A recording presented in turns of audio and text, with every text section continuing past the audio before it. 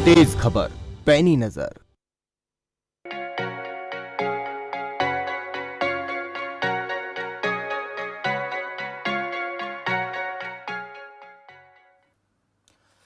नमस्कार, खबर फास्ट का खास कार्यक्रम आपका डॉक्टर लेकर मैं हूं भविष्य त्यागी।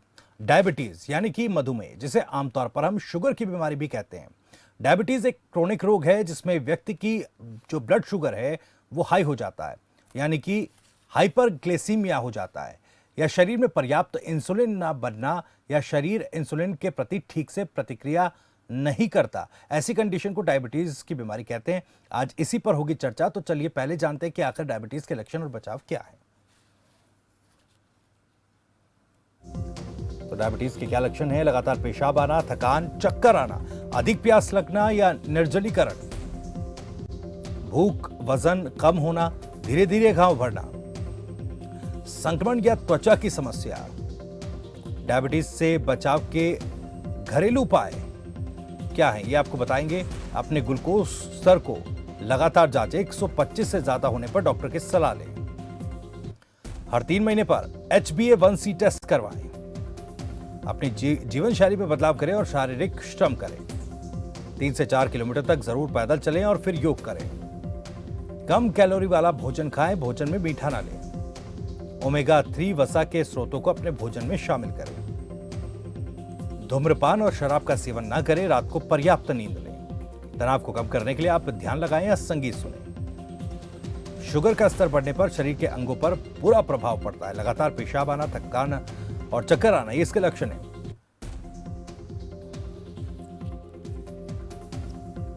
तो डायबिटीज रोगी क्या खाएं, क्या ना खाएं? भोजन में करेला, शलगम, बैंगन, परवल, लौकी, मूली, फूलगोभी और ब्रोकली, टमाटर, बंद गोभी और पत्तेदार सब्जियों को अपने आहार में शामिल करें। फलों में जामुन, नींबू, आंवला, टमाटर, पपीता, खरबूजा, कच्चा अमरूद, संतरा, मौसमी, जायफल, नाशपाती।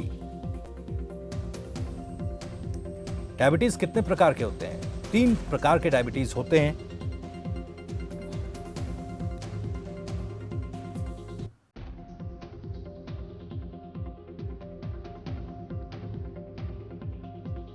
टाइप 1 डायबिटीज ये एक ऑटो इम्यून बीमारी है। टाइप 2 डायबिटीज, इस स्थिति में आपका शरीर रक्त शर्करा सामान्य इसमें नहीं होती।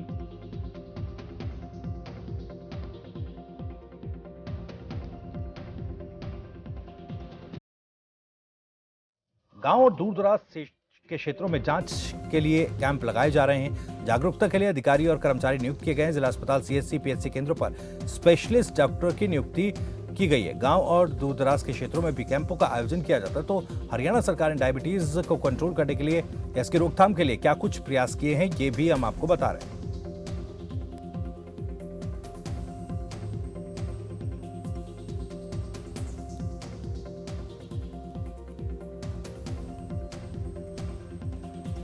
तो गांव और दूर दराज क्षेत्रों में जांच के लिए कैंप का आयोजन किया जा रहा है। जागरूकता के लिए अधिकारी और कर्मचारियों की नियुक्ति जो है वो की गई है।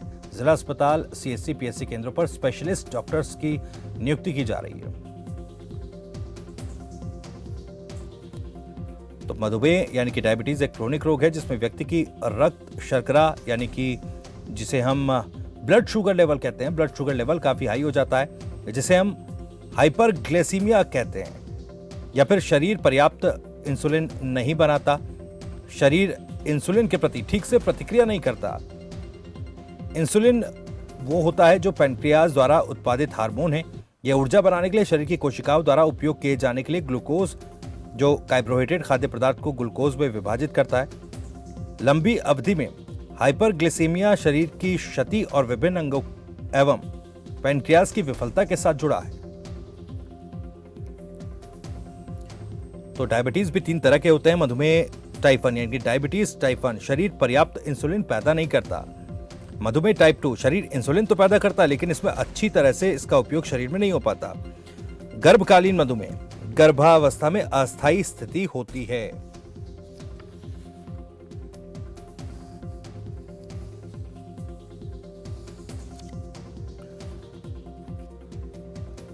तो मेडिकल एक्सपर्ट इस बीमारी पर चर्चा के लिए हमारे साथ जुड़े गए डॉक्टर योगेश गुप्ता हमारे साथ जुड़ गए हैं। पुल्मोनोलॉजिस्ट हैं फरीदाबाद सिविल अस्पताल, और डॉक्टर दिव्या सक्सेना भी अब से कुछ ही देर में हमारे साथ जुड़ जाएंगी, डायबिटीज़ डॉक्टर हैं।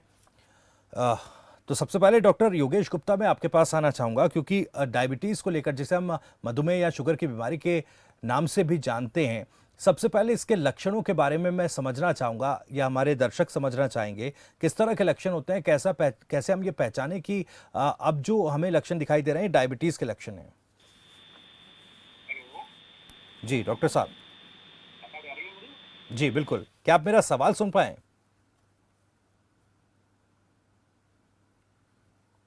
लगता है आवाज़ डॉक्टर योगेश गुप्ता तक नहीं पहुंच पा रही, दोबारा उनसे कनेक्ट करेंगे और तमाम सवालों के जवाब लेंगे। आप भी इस कार्यक्रम में हमसे जुड़ सकते हैं। अगर डायबिटीज़ को लेकर आपके मन में किसी तरह का सवाल है तो आप हमारे मेडिकल एक्सपर्ट, जो कि पैनल हमारे साथ जुड़ रहा है, उनसे पूछ सकते हैं। आपके तमाम सवालों को एड्रेस हम करेंगे और कोशिश करेंगे कि तमाम जो आपकी शंकाएँ हैं, सवाल हैं, उनका जवाब आप तक पहुँचे। नंबर्स लगातार आपके टीवी स्क्रीन पर फ्लैश होंगे, और एक अपील दर्शकों से भी कि जब भी आप फोन करें अपना सवाल पूछने के लिए तो अपने टीवी सेट की वॉल्यूम को थोड़ा कम कर दें।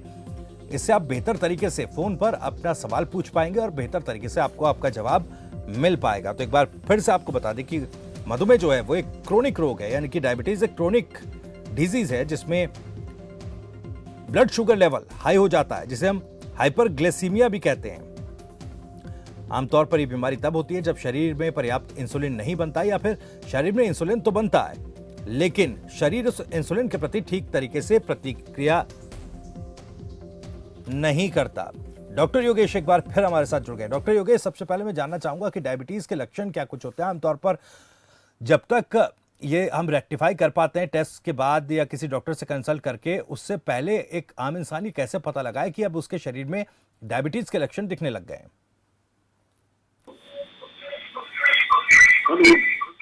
जी हेलो डॉक्टर साहब, क्या मुझे सुन पा रहे हैं? आवाज आ रही है? जी बिल्कुल। ऋषि, बहुत बहुत धन्यवाद आपका मुझे जी। इस प्रोग्राम में इनवाइट करने के लिए। जी सर। और आपके चैनल के माध्यम से जो भी दर्शक जुड़े हुए हैं मैं उनको नमस्कार करता हूं। जी डॉक्टर साहब। आपका सवाल है कि डायबिटीज को हम कैसे पहले पहचान सकते हैं। जी बिल्कुल। ऐसा है कि जी जी। डायबिटीज हमारी बेसिकली अमूमन तौर पे दो किस्म की होती है, जिसमें हम टाइप 1 डायबिटीज और एक टाइप 2 डायबिटीज होती है। जी। जो टाइप 1 डायबिटीज है, जो जिसको कि हम अमूमन इंसुलिन डिपेंडेंट डायबिटीज या जुवेनाइल डायबिटीज भी कहते हैं, ये अमूमन चाइल्डहुड में या एडल्ट अर्ली स्टेज में, अर्ली एडल्टहुड में स्टार्ट हो जाती है। जी।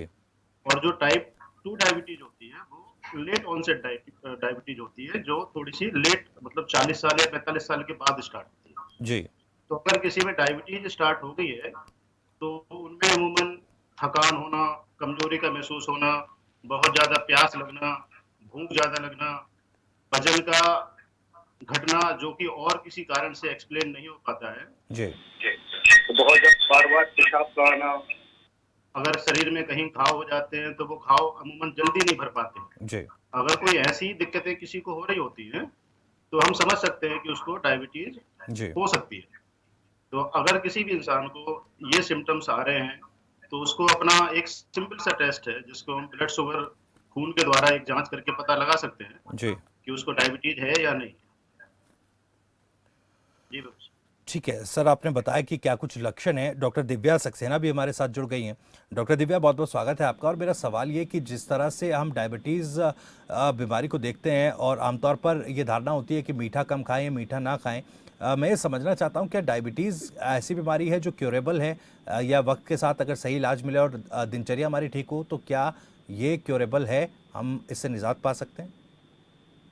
बहुत अच्छा सवाल पूछा आपने। ये ज्यादातर शुगर के मरीजों के दिल में होती है और ये इच्छा भी ऐसी होती है जी। कि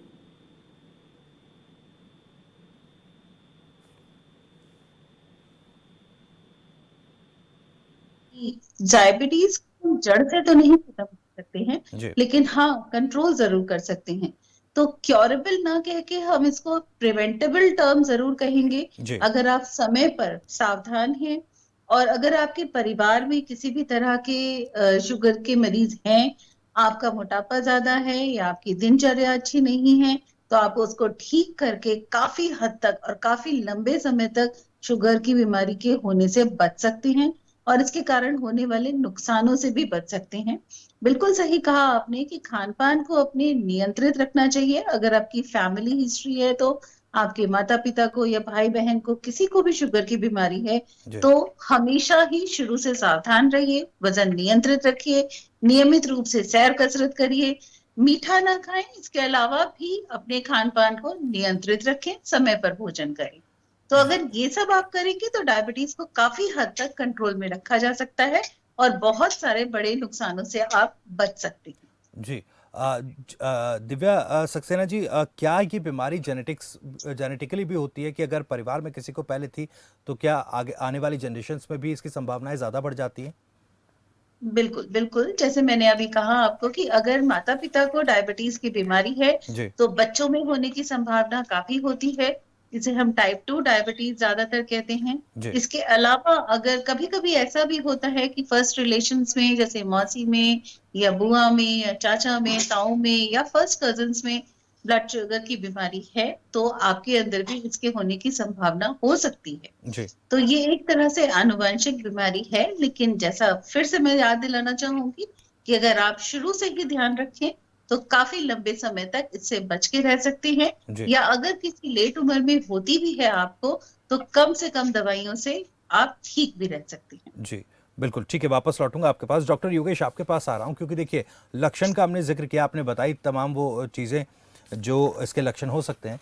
बचाव आखिर क्या कुछ है? चलिए, डॉक्टर का संपर्क हमसे टूट गया, दोबारा उनसे जुड़ेंगे। एक कॉलर भी राजेश भोपाल से हमारे साथ जुड़ गए हैं। राजेश, बहुत बहुत स्वागत है आपका, पूछिए अपना सवाल। राजेश, मेरी आवाज सुन पा रहे हैं आप? जी राजेश, सबसे पहले आप अपने टीवी सेट की वॉल्यूम को कम कर दे, लगता है संपर्क उनसे टूट गया है। और मैं एक बार फिर से दर्शकों से अपील करना चाहूंगा कि जब भी आप कॉल करें तो आप अपने टीवी सेट की वॉल्यूम को कम कर दें, फोन पर अपना सवाल पूछें, फोन पर ही अपना जवाब सुने। इससे बेहतर तरीके से आप सवाल पूछ पाएंगे और बेहतर तरीके से हमारे एक्सपर्ट पैनल आपके सवालों के जवाब भी दे पाएंगे।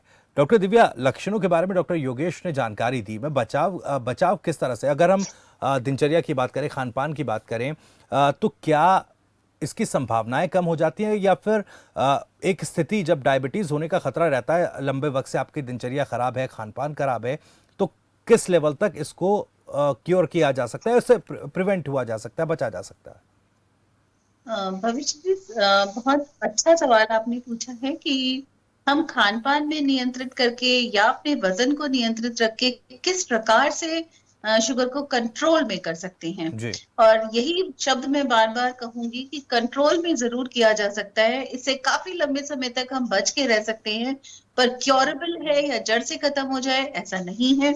अगर हम अपने खाने में दिन का नाश्ता, खाना और रात का खाना बिल्कुल ठीक समय पर लेते हैं, खाने में 50% इस्तेमाल हम सब्जियों का या सलाद का करते हैं, ज्यादा रेशे वाली चीजों का करते हैं, जी अनाज की मात्रा केवल और केवल 25% होनी चाहिए हमारे खाने में, और 25% हिस्सा प्रोटीन का जरूर होना चाहिए, यानी कि दाल, चने या राजमा या छोले या दही, या फिर जो लोग नॉन वेज खाते हैं उनके लिए नॉन वेज।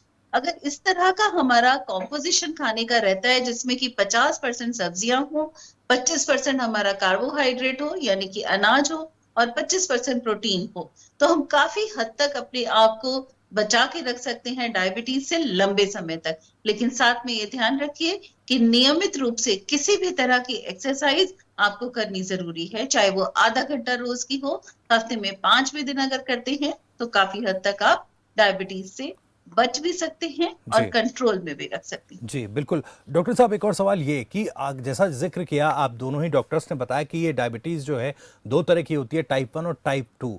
मैं समझना चाह रहा हूँ कि आखिर ये दोनों जो इनकी स्टेज हैं या जो दोनों तरीके हैं, इन दोनों तरीकों में ये बीमारी कितनी खतरनाक है? क्या ये जानलेवा है?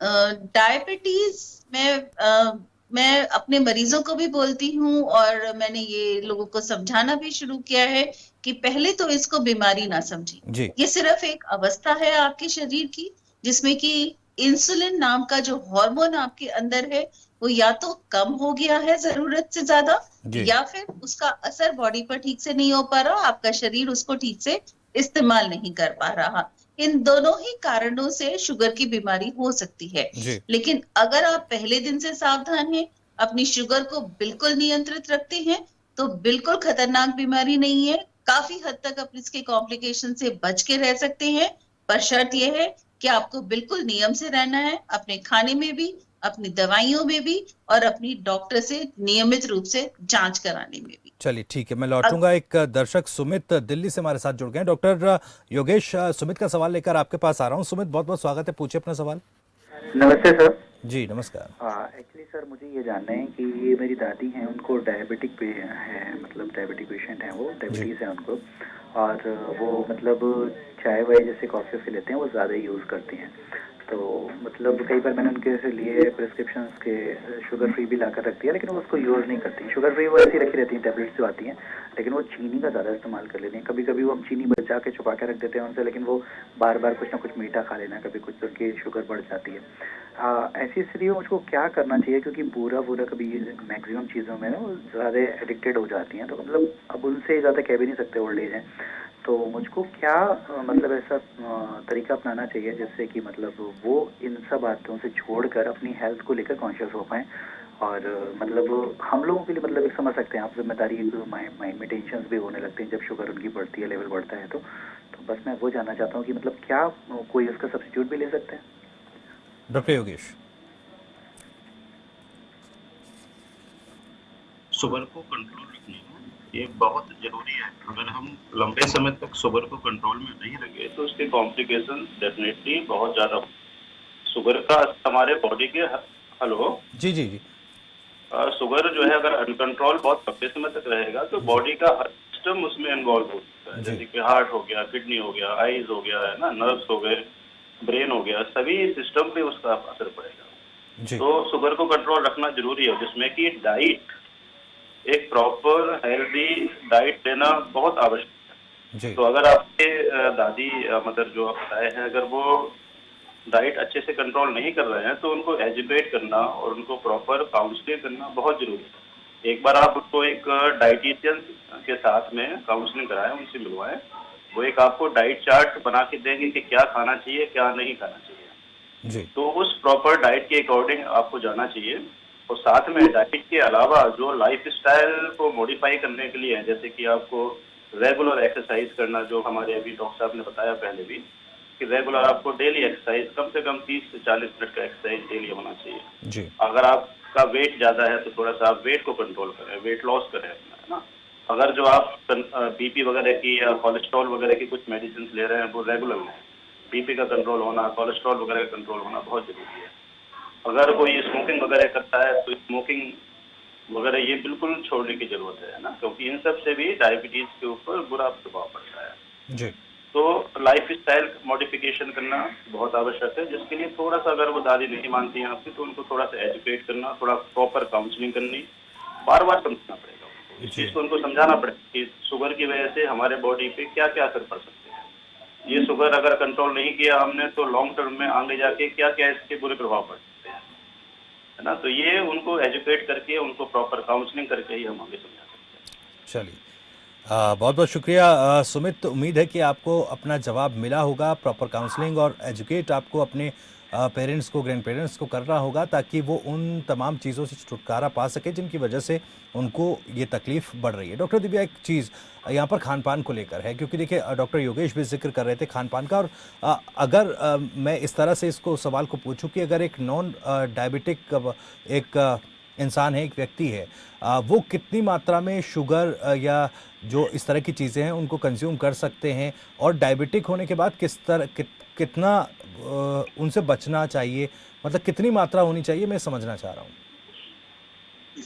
सीधी सी बात है कि अगर आपको शुगर की बीमारी है जी। तो आप केवल, ऐसा नहीं है कि आप केवल सैर या कसरत करके आप अपनी शुगर को ठीक रख सकते हैं, जी। या केवल खाने में सावधानी रख के आप अपनी शुगर को ठीक रख सकते हैं। जी। इन सब का मिला जुला अगर आप प्रयोग करते हैं, जैसे कि खाने में भी नियंत्रण रखें, वजन को भी कंट्रोल रखें, नियमित रूप से सैर कसरत करें, तो आपकी दवाइयां कम से कम रहेंगी। जी। मैं योगेश जी को भी ये समझाना चाहूंगी कि अपनी दादी को समझाएं कि अगर वो दवाइयां कम खाना चाहते हैं जी। तो उनको अपने खाने में पूरा परहेज करना पड़ेगा। जी। पर बीमारी है डायबिटीज तो कोई सजा नहीं है, आप बिल्कुल पनिशमेंट नहीं दे सकते हैं कि आपको मीठा बिल्कुल नहीं खाना है। अगर कंट्रोल्ड मात्रा में खाया जाए और शुगर बिल्कुल ठीक है, तो हर डायबिटीज का मरीज वो हर चीज खा सकता है जी। जो एक नॉर्मल व्यक्ति खा सकता है। जी। अगर आप मान लीजिए किसी दिन कोई आपका मीठा खाने का मन करता है, सेकी गुलाब जामुन खाने का मन करता है, आप बिना चाशनी के खाएं, और उस दिन आप, ऐसा नहीं है कि सीधे 2 गुलाब जामुन खा लिए, जी। आपने अपने स्वाद के लिए आधा गुलाब जामुन खाया, लेकिन उस दिन आपने रोटी कम खा ली, उस दिन सैर ज्यादा कर ली। और जी। सबसे बड़ी बात है कि अगर उस कुछ ऐसा मीठा खाने का मन करता भी है तो आप खाने के साथ ना लें, क्योंकि खाने में भी आपने वो कार्बोहाइड्रेट ले लिया, शुगर ले लिया, और उसके साथ आपने मीठा भी ले लिया, तो वो आपके लिए ज्यादा हो जाएगा। तो जी। हमेशा जो 2 खाने के बीच में हम कहते हैं कि कुछ थोड़ा सा खाना चाहिए, वहां पर आप थोड़ी सी मात्रा में ले सकते हैं। ऐसा नहीं है कि बिल्कुल चीनी नहीं खानी है।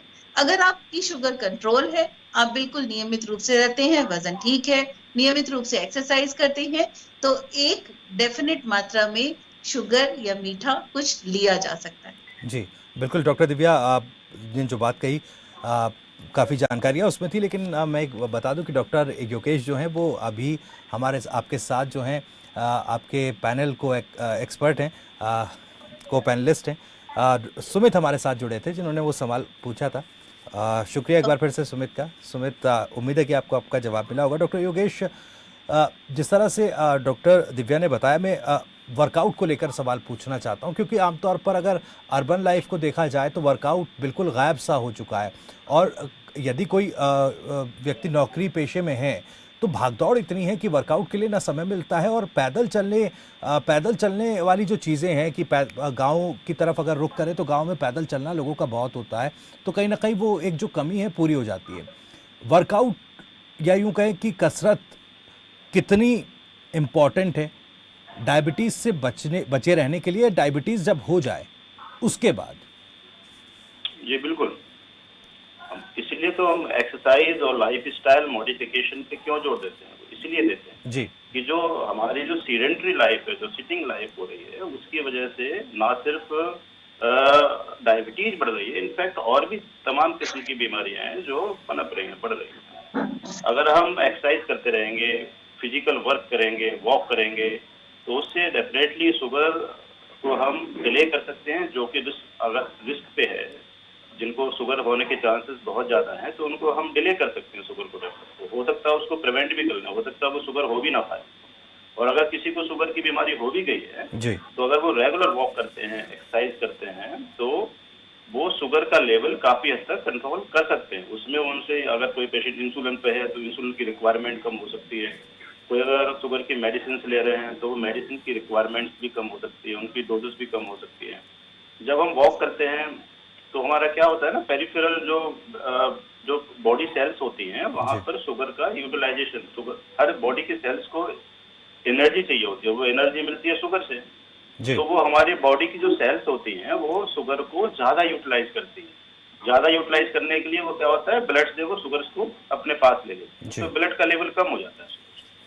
तो फिजिकल एक्सरसाइज से, वॉक से, है ना, ये शुगर लेवल हमारा काफी हद तक उसमें कंट्रोल कर सकते हैं। जी, चलिए, एक दर्शक अनु पंजाब से हमारे साथ जुड़ गई हैं। अनु, बहुत बहुत स्वागत है, पूछिए अपना सवाल। जी सर। जी अनु, पूछिए अपना सवाल, अगर हेलो। मेरी आवाज आप तक पहुंच पा रही है। पहले अब मैं अपील आपसे करूंगा कि आप आपकी आवाज स्लो आ रही है सर, जी। आपकी आवाज स्लो आ रही है। जी बिल्कुल अनु, आप अपनी टीवी सेट की वॉल्यूम को कम कर दें और फोन पर ही अपना सवाल पूछें। Okay okay okay sir, okay sir. एक मिनट, आपको फोन लेके मैं ना आपकी ऐड पढ़ रही थी अभी टीवी में। जी। तो ये फास्ट में जो लाइव कर रहा है, मेरे को लगता है चैनल का नाम शो नहीं कर रहा, तो न्यूज आ रही थी, मैंने देखा तो अब आपको नंबर में कॉल करा मैंने। जी। सर मुझे इस गाड़ी में कुछ पूछना था आपसे, वो शुगर का जो है सर, इसका जी। एक्चुअली सर मेरे मदर को है जी। तो उनको, उनका सर्जरी हो चुकी है, स्टंट पड़ा हुआ है, अटैक आया था उनको। जी।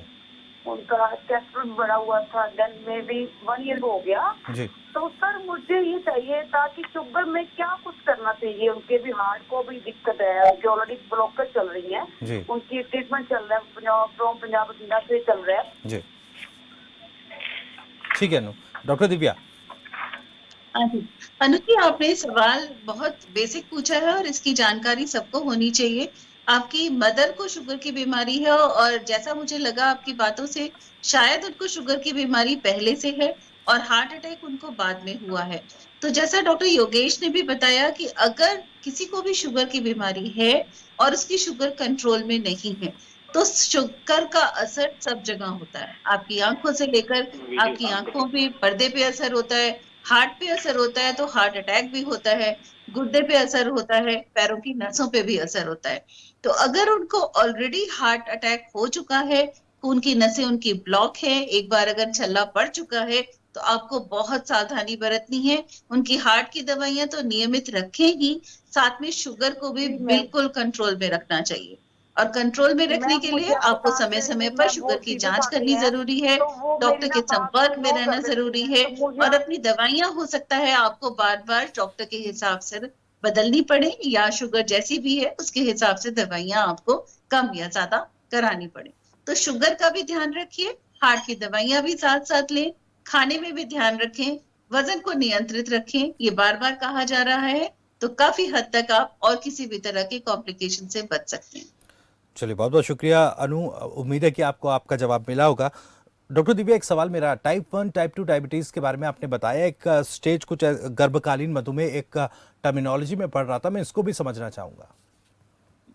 टाइप 1 डायबिटीज और टाइप 2 डायबिटीज में बेसिक डिफरेंस ये है कि टाइप 1 डायबिटीज ज्यादातर इंसुलिन की जरूरत से ज्यादा कमी होने के कारण होती है। जी। उन मरीजों में ज्यादातर कम उम्र के बच्चों में होती है और इनमें बचपन से ही कुछ जेनेटिक या कुछ आनुवांशिक या कुछ ऐसी कमी होती है जिसके कारण इंसुलिन बॉडी में बहुत कम रह जाता है और उसकी जरूरत हमें बाहर से पूरी करनी पड़ती है। जी।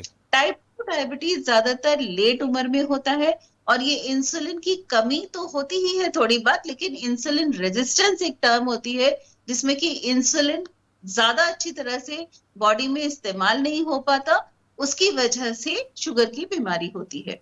तीसरा एक टर्म आता है गर्भाशय, गर्भ में या प्रेग्नेंट लेडीज को शुगर होना, जिसको कि हम जेस्टेशनल डायबिटीज मेलाइटस बोलते हैं। जी। और ये अवस्था केवल और केवल गर्भकाल में होती है। जी। तो इसीलिए हर गर्भवती महिला जब किसी भी गायनेकोलॉजिस्ट या ऑब्स्टेट्रिशियन से चेक कराने जाती है तो उनका शुगर जरूर चेक किया जाता है। अगर पहली बार भी शुगर नॉर्मल आता है तो ये 24वें हफ्ते के बाद दोबारा चेक किया जाता है, जी। क्योंकि उस समय शुगर की बीमारी, ये ग्रेविटेशनल डायबिटीज जिसे गर्भकालीन शुगर कहते हैं, ये होने का समय या खतरा ज्यादा होता है। जी। और सबसे अच्छी बात ये है कि ये डिलीवरी के होते ही काफी हद तक काफी लोगों में ये खत्म भी हो जाती है, उसके बाद दवाई की जरूरत नहीं होती।